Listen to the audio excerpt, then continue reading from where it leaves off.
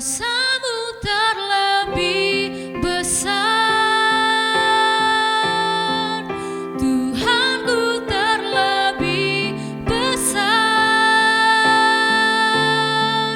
Tak pernah terlambat janji-Mu ya Tuhan, menolong hidupku.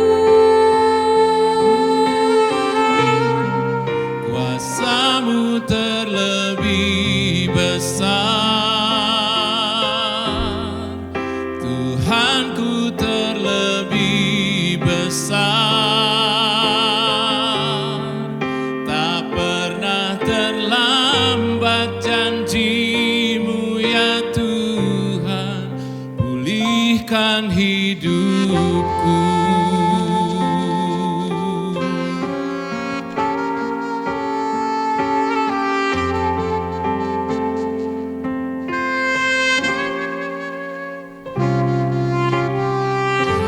Hanya Kau Tuhan penolongku,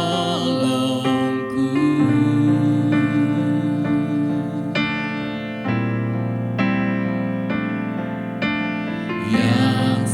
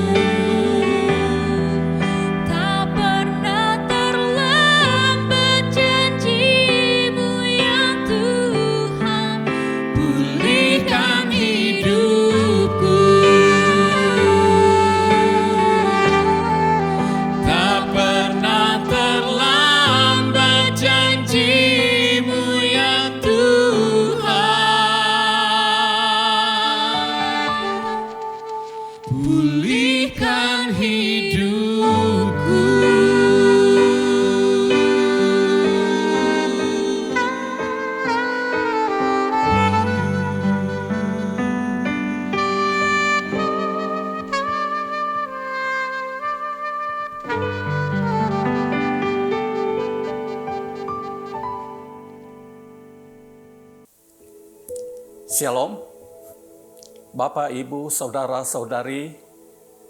Saya percaya bahwa kita berada di dalam kasih Tuhan. Apa kabar? Dan saya percaya akan firman Tuhan ini meneguhkan, menguatkan kita sebagai makanan rohani bagi kita. Puji nama Tuhan. Sebelum kita masuk di dalam renungan firman Tuhan, kita akan berdoa terlebih dahulu. Bapa Surgawi, kami bersyukur buat kasih Tuhan sehingga kami boleh ada sebagaimana ada karena anugerah Tuhan. Sucikan, kuduskan sehingga saat ini kami layak untuk menikmati akan berkat-berkat Tuhan yang kami percaya akan memberikan satu sukacita, motivasi bagi kami untuk lebih lagi di dalam melayani Tuhan. Urapi kami, bahkan hamba-Mu yang menjadi saluran berkat diurapi, sehingga setiap firman Tuhan meneguhkan dan menguatkan kami, sehingga semuanya untuk hormat dan kemuliaan nama Tuhan. Kami mengucap syukur dan waktu ini sepenuhnya kami serahkan dalam kasih dan campur tangan Bapa. Haleluya, haleluya, amin. Puji nama Tuhan. Untuk renungan pada kesempatan ini saya ambil di dalam Injil Lukas pasal yang ke-23 ayat 1 sampai ayatnya yang ke-7. Saya akan membacakan untuk firman Tuhan ini di dalam Injil Lukas 23 ayat 1 sampai ayatnya yang ke-7. Yesus di hadapan Pilatus. Lalu bangkitlah seluruh sidang itu dan Yesus dibawa menghadap Pilatus. Di situ mereka mulai menuduh dia, katanya, "Telah kedapatan oleh kami bahwa orang ini menyesatkan bangsa kami dan melarang membayar pajak kepada Kaisar, dan tentang dirinya ia mengatakan bahwa ia adalah Kristus, yaitu Raja." Pilatus bertanya kepadanya, "Engkaukah Raja orang Yahudi?" Jawab Yesus, "Engkau sendiri mengatakannya." Kata Pilatus kepada imam-imam kepala dan seluruh orang banyak itu, "Aku tidak mendapati kesalahan apapun pada orang ini." Tetapi mereka makin kuat mendesak, katanya, "Ia menghasut rakyat dengan ajarannya di seluruh Yudea. Ia mulai di Galilea dan sudah sampai ke sini." Ketika Pilatus mendengar itu, ia bertanya, "Apakah orang ini seorang Galilea?" Dan ketika ia tahu bahwa Yesus seorang dari Galilea, dari wilayah Herodes, ia mengirim dia menghadap Herodes yang pada waktu itu ada juga di Yerusalem. Puji nama Tuhan. Dan untuk renungan pada kesempatan ini saya akan memberikan tema yaitu salah paham. Berbicara tentang salah paham, mungkin kita mengalami akan namanya salah paham. Karena salah paham kadang-kadang emosi yang di depannya. Sehingga kita menanggapi orang yang menyampaikan sesuatu kepada kita, kita sudah emosi dulu, akhirnya terjadi kesalahpahaman, kemudian bisa berakibat perselisihan dan sebagainya. Dan hal ini bukan saja terjadi bagi misalnya orang yang lagi pacaran, dan bisa juga terjadi kepada orang yang sudah berumah tangga. Salah paham. Jadi, bagaimana dengan paham? Kalau paham yaitu mengerti, yaitu di mana kita mengerti akan ilmu kita sampai di mana, sehingga kita belajar rendah hati. Ilmu itu tidak membuat kita sombong, tetapi membuat kita rendah hati. Kemudian di bawahnya, setelah paham, ada namanya kurang paham. Kalau kurang paham, dia belajar dari kesalahannya dan bisa jadi paham. Artinya untuk mendapatkan paham itu, dia belajar dari kurang pahamnya sehingga dia paham. Kemudian berikut, selain kurang paham, ada namanya salah paham yang ini kita akan bicarakan tentang salah paham. Saya sudah jelaskan tadi, saudara, bahwa salah paham banyak terjadi. Bukan saja di dalam berpolitik, tetapi bisa saja terjadi di gereja atau komunitas di mana kita berada di dalam satu persekutuan. Kemudian yang berikut yaitu gagal paham. Ini bahasa gaul, saudara ya. Gagal paham yang sebetulnya orang memberitahukan sesuatu yang benar bagi dia karena dia merasa pintar, dia tidak menanggapi. Dia berpikir bahwa apa yang dia sampaikan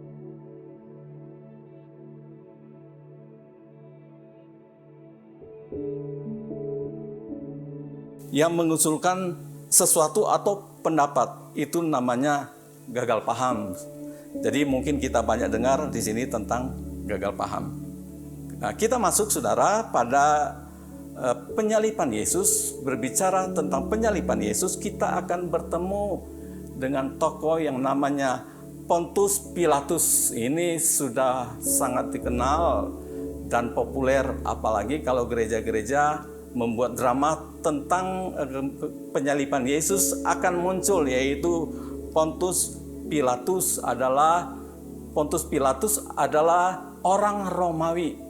Kemudian dia dipercayakan untuk menjadi wali negeri di Yudea atau wakil pemerintahan dari Romawi, berada langsung di bawah kaisar. Ya, ini saudara, karena pada waktu penyalipan Yesus, orang Yahudi, orang Israel berada di bawah pendudukan Romawi. Sehingga segala sesuatu mereka tidak bisa memutuskan sendiri, termasuk soal mengadili atau menghukum. Harus ada persetujuan dari tentara pendudukan yang saya sebutkan tadi, yaitu Romawi. Saya belum pernah ketemu dengan orang yang bernama Pilatus, saudara. Tetapi kalau nama-nama yang lain, Petrus, Simon Petrus, Paulus, Abraham, dan sebagainya, saya sering ketemu dengan orang-orang seperti itu. Tetapi Pilatus saya belum pernah ketemu, saudara. Mungkin ada orang tua yang tidak menamakan anaknya karena melihat keberadaan Pilatus pada waktu penyalipan Yesus. Ya mungkin seperti itu. Dia punya jabatan yang keren, saudara. Wali negeri, wakil pemerintahan Romawi. Dan tugas Pilatus mengawasi provinsinya secara penuh. Walaupun dia punya kuasa yang oke, yang keren mungkin, tetapi dia punya andil di dalam penyalipan Yesus, saudara. Karena Pilatus mempunyai kuasa, mempunyai kekuasaan penuh untuk mengadili, menghukum atau membebaskan.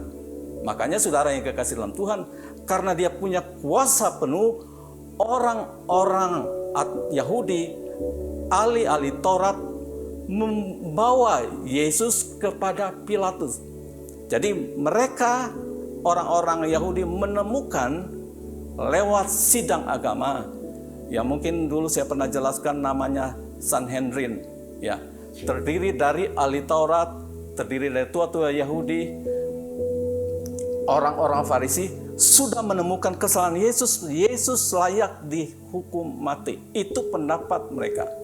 Karena Sanhedrin kadang-kadang sudah terlibat dengan namanya politik, saudara. Jadi bukan murni yaitu soal keagamaan, tetapi mungkin sudah ada namanya unsur politik yang ada di sana, saudara.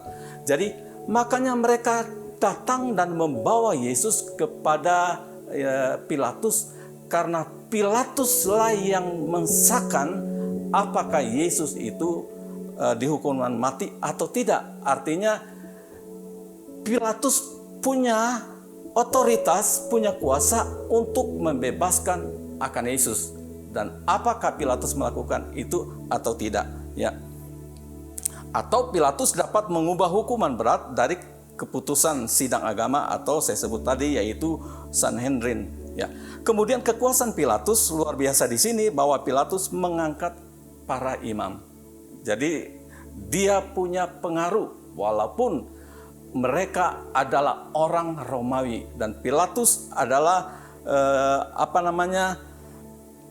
orang Romawi dari pemerintahan Romawi.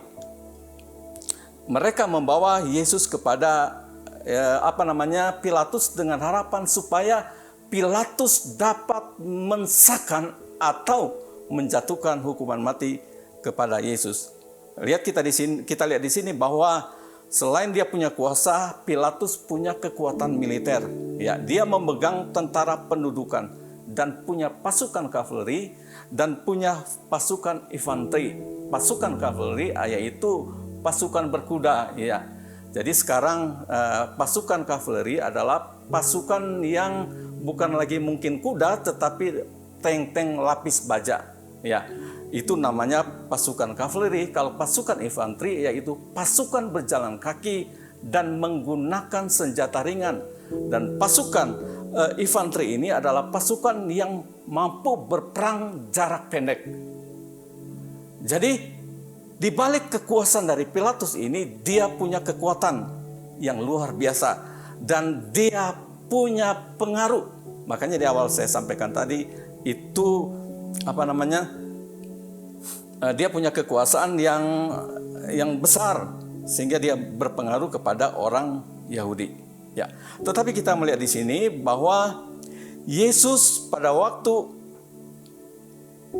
diinterogasi oleh Pilatus ini, Yesus berdiam. Kenapa? Karena yang dibicarakan oleh Pilatus yaitu raja secara politik, atau misalnya raja secara politik yaitu misalnya kaisar yang berkedudukan di Roma, kaisar Romawi. Ya, itu kedudukan secara politik. Tetapi Yesus berbicara berbeda, yaitu raja rohani. Dan inilah terjadi salah paham antara imam-imam besar, antara imam-imam dan dan orang-orang ahli Taurat. Mereka berpikir bahwa Yesus mengklaim dia sebagai raja politik dan mereka memang gagal paham. Ya. Jadi sehingga mereka punya kekuasaan yaitu orang-orang ahli Taurat, orang-orang Farisi, sehingga mereka bisa menyalahgunakan sehingga memakai hukum mereka untuk memvonis Yesus bersalah dan dihukum mati. Jadi kalau Tuhan mempercayakan jabatan kepada kita di dalam kita bekerja, jangan melakukan sewenang-wenang di bawahan kita, ya. Jangan melakukan hal yang tidak berkenan di hadapan Tuhan, baik itu di dalam politik atau berorganisasi ataupun di dalam gereja.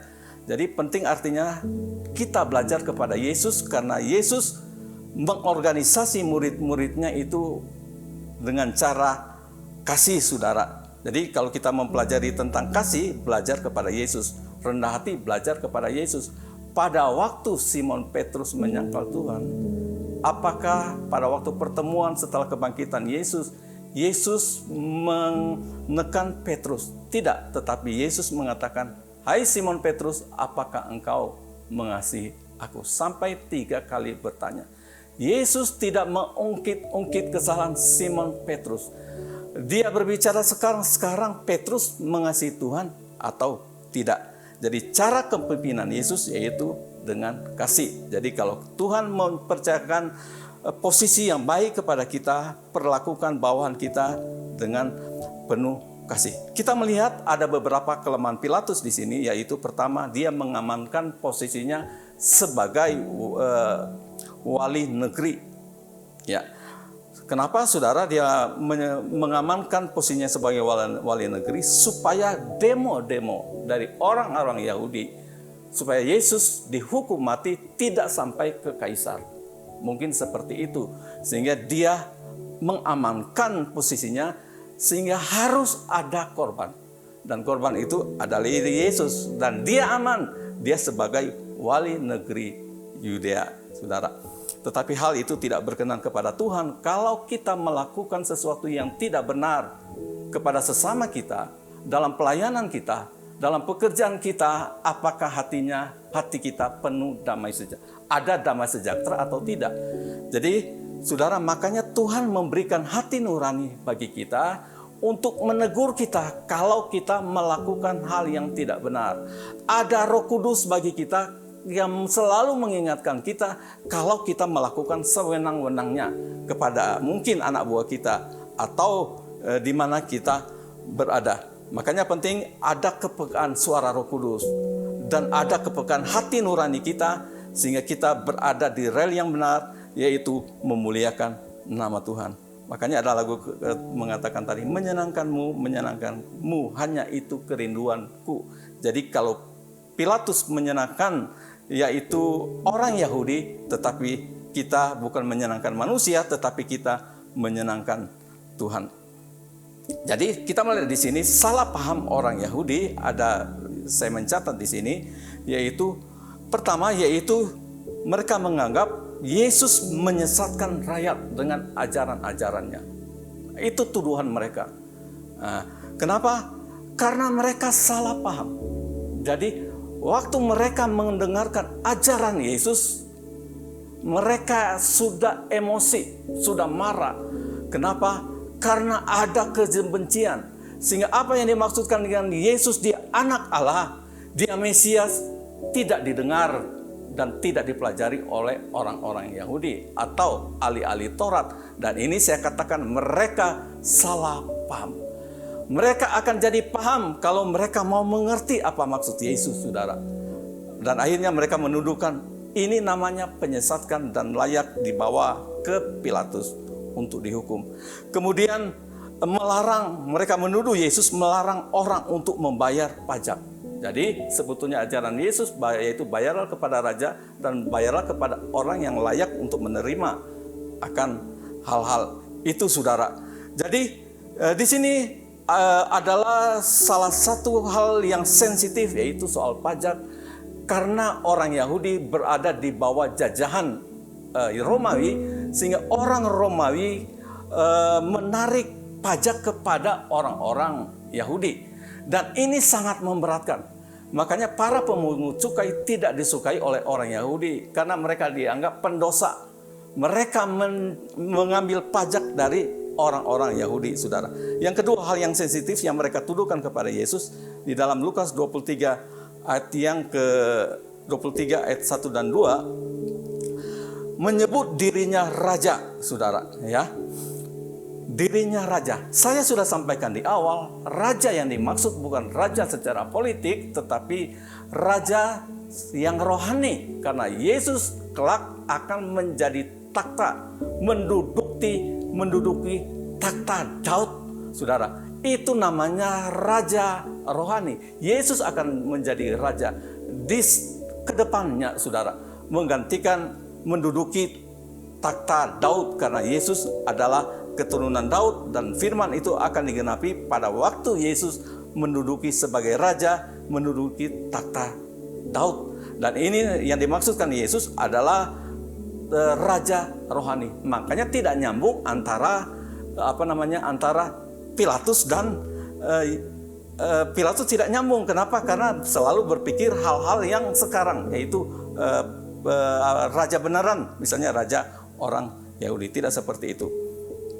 Ya, sehingga Pilatus tidak paham, salah paham dengan apa yang dimaksudkan Yesus. Tetapi saudara yang kekasih dalam Tuhan, ada hal yang kita lihat di sini bahwa Pilatus sebetulnya kurang mempercayai orang Yahudi, saudara, sehingga dia Pilatus bertanya kepada Yesus, saudara. Dan memang Yesus kurang menanggapi pertanyaan dari Pilatus. Kenapa? Karena ya nanti salah paham Pilatus soal raja. Jadi kerajaannya bukan dari dunia, jadi raja yang akan datang sebagai keturunan Daud. Kemudian dia melihat di sini bahwa dia mengirim Yesus kepada Herodes karena Pilatus tahu bahwa Yesus warga Galilea dan Raja Herodes raja wilayah Galilea. Jadi rupanya Pilatus mengambil second opinion, yaitu misalnya kalau kita dalam kondisi sakit, kemudian kita memeriksakan diri ke dokter yang pertama, tetapi kita kurang percaya dengan hasil pemeriksaannya, kita bisa ambil dokter kedua. Itu namanya second opinion, saudara. Dan itu memang tidak salah, saudara. Jadi dia melihat di sini mungkin Herodes bisa menginterogasi Yesus dan menemukan kesalahan. Tetapi apa yang terjadi? Herodes tidak menemukan kesalahan kepada Yesus kalau Yesus itu bersalah. Saudara yang kekasih dalam Tuhan, dan kedapatan bahwa memang Yesus tidak bersalah. Jadi Yesus bukanlah penjahat atau pemberontak yang harus dihukum mati. Sebetulnya pada waktu sebetulnya Pilatus pada waktu menemukan Yesus tidak bersalah, sebetulnya dengan otoritas dari Pilatus harus membebaskan akan Yesus karena Yesus tidak bersalah. Tetapi dia jadi bimbang, saudara. Ya, kenapa? Karena dia memikirkan akan jabatannya dan kemudian dia ingin menyenangkan orang Yahudi sehingga tidak terjadi keributan dan hal itu didengar oleh raja, saudara. Yesus bukanlah penjahat atau pemberontak, ya.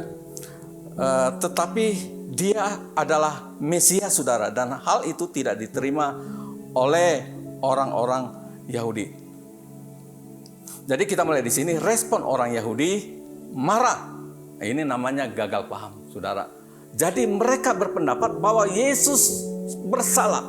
Mereka beranggapan bahwa Yesus mengakui dia raja. Mereka beranggapan bahwa Yesus itu melarang jangan membayar pajak kepada kaisar, saudara. Hal yang begitu sensitif, saudara. Kemudian, saudara, mereka tetap marah dan menginginkan Yesus tetap disalibkan. Kemudian kita melihat di sini, mungkin Pilatus tidak menginginkan Yesus dihukum mati, tetapi menyesak atau mendera Yesus. Jadi, saudara, kalau orang Israel mendera orang yang bersalah itu biasanya 40 kali pukulan. Tetapi orang Romawi kalau mendera seorang atau memukul seseorang yang bersalah itu biasanya lebih banyak, di atas 40 kali, saudara. Jadi saudara yang kekasih dalam Tuhan, mendera Yesus sehingga orang Yahudi mungkin melihat Yesus itu penuh dengan pukulan-pukulan, bisa timbul belas kasihan. Ternyata tidak. Kemudian Pilatus mempertentangkan Yesus dan Barabas. Barabas adalah penjahat yang memang layak dihukuman mati. Tetapi apa respon orang Yahudi? Mereka berkatakan, bebaskan Barabas, saudara. Saudara yang kekasih dalam Tuhan, mereka lebih memilih penjahat daripada Yesus. Kenapa? Karena rasa dengki. Kenapa? Karena merasa tidak suka. Karena mereka termakan dengan hasutan yang tidak benar, sehingga mereka lebih memilih Barabas untuk dibebaskan. Kemudian yang berikut, Pilatus mempertontonkan Yesus di hadapan massa. Biasa kalau mempertontonkan penjahat untuk disalibkan, biasanya pakaiannya dilucuti. Tujuannya apa? Untuk mempermalukan orang itu. Dan Yesus dilakukan oleh Pilatus seperti itu, saudara. Mempermalukan Yesus. Bicara tentang penyaliban itu adalah hukuman yang paling mengerikan pada zaman itu, dan hukuman yang begitu hina karena pakaiannya dilucuti dan dipermalukan. Tetapi Yesus tetap berada di jalan untuk disalibkan. Kenapa? Dia berada di jalan untuk disalibkan karena memang cara Allah menyelamatkan kita dengan pengampunan dosa, dengan cara supaya kita diampuni dosa dengan cara Yesus mati di atas kayu salib. Yesus bisa membebaskan dirinya karena dia Tuhan, tetapi dia tidak melakukan itu. Tetapi dia diam dan dia melakukan apa yang diinginkan oleh orang-orang Yahudi pada waktu itu. Bapak, Ibu, Saudara yang dikasihi oleh Tuhan, jangan berkompromi dengan dosa.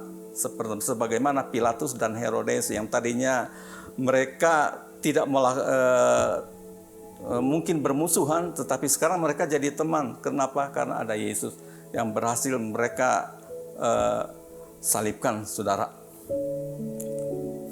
Jadi di sini kita melihat bahwa sebetulnya mungkin Pilatus ingin Yesus dibebaskan tetapi gagal. Kenapa?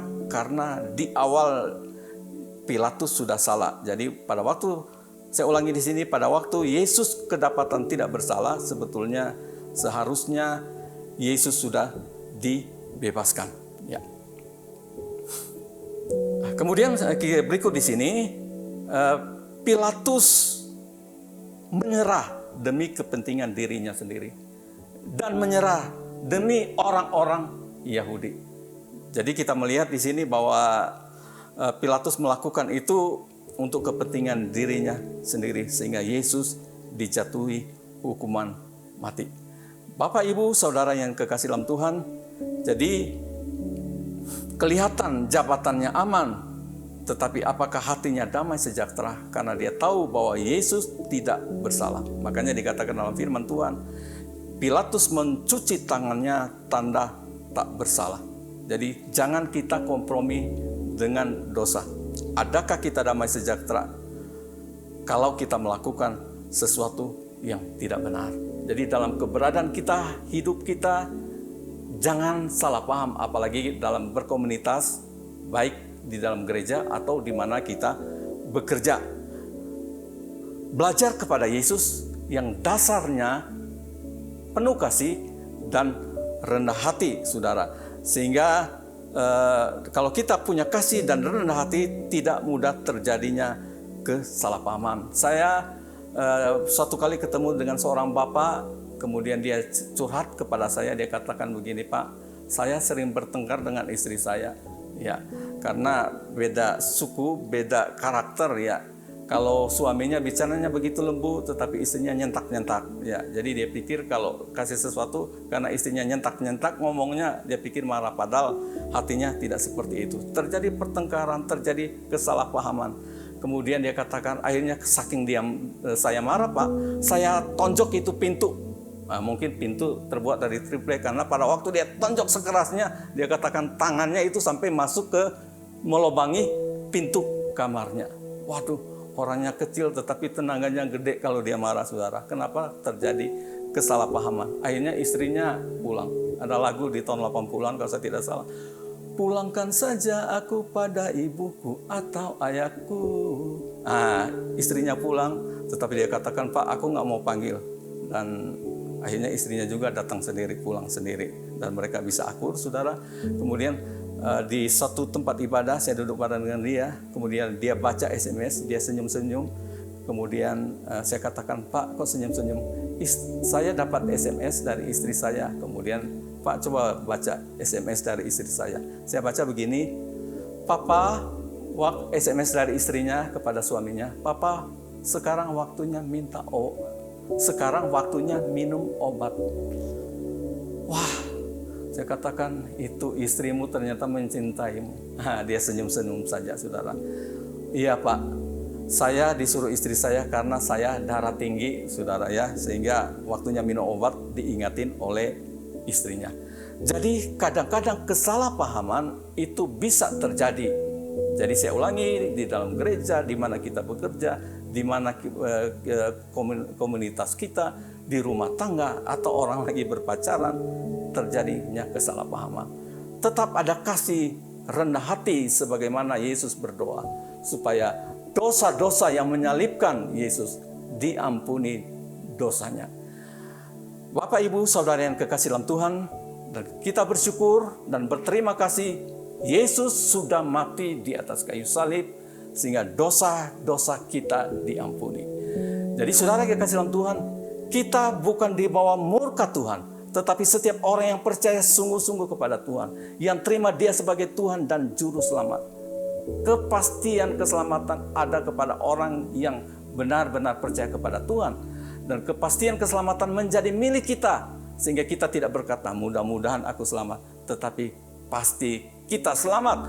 Karena keselamatan itu hanya dapat dikerjakan oleh Yesus melalui kematiannya di atas kayu salib. Walaupun Dia bisa membebaskan dirinya karena Dia Tuhan, Dia tidak melakukan itu. Karena cara Allah untuk membebaskan manusia, menebus dosa, hanya melalui salib.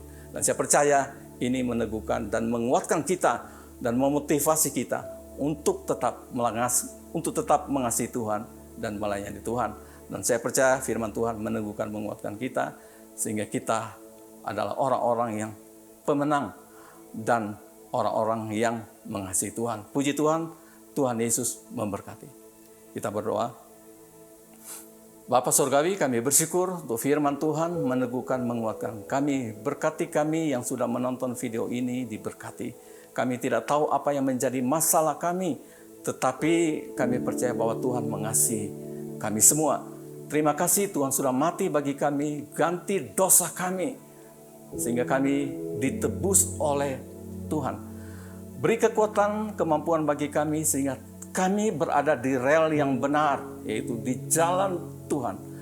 Dan kami percaya dengan Roh Kudus-Mu meneguhkan, menguatkan kami, sehingga kami tetap kuat dan jadi pemenang dan mengasihi Tuhan. Berkati kami semua, berkati juga Bapak Gembala kami, Bapak Pendeta Almon M. Retika. Beliau diberkati oleh Tuhan, diberi kesehatan yang prima, hikmat kebijaksanaan di dalam mengembalakan jemaat GGP Shalom Bandung. Berkati Ibu Gembala, keluarga beliau diberkati oleh Tuhan. Berkati majelis jemaat, semua jemaat GGP Shalom. Kalau ada yang sakit, Tuhan jamah sembuhkan, kesulitan ekonomi, rumah tangga, dan sebagainya. Tangan-Mu yang kuat menolong untuk jemaat Tuhan.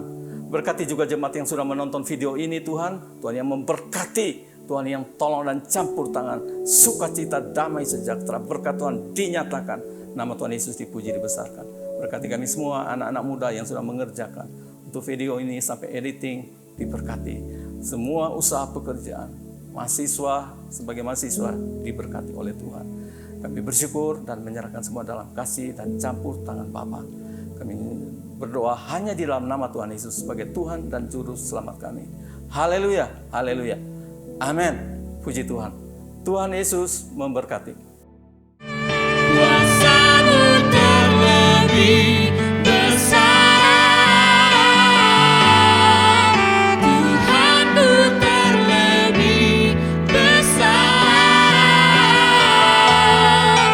tak pernah terlambat janji-Mu ya Tuhan, menolong hidupku. Kuasa-Mu terlebih besar, Tuhan-Mu terlebih besar, tak pernah terlambat janji-Mu ya Tuhan, pulihkan hidupku. Tak pernah terlambat janji-Mu ya Tuhan, Pulihkan hidupku. Tak pernah terlambat janji-Mu ya Tuhan, pulihkan hidupku.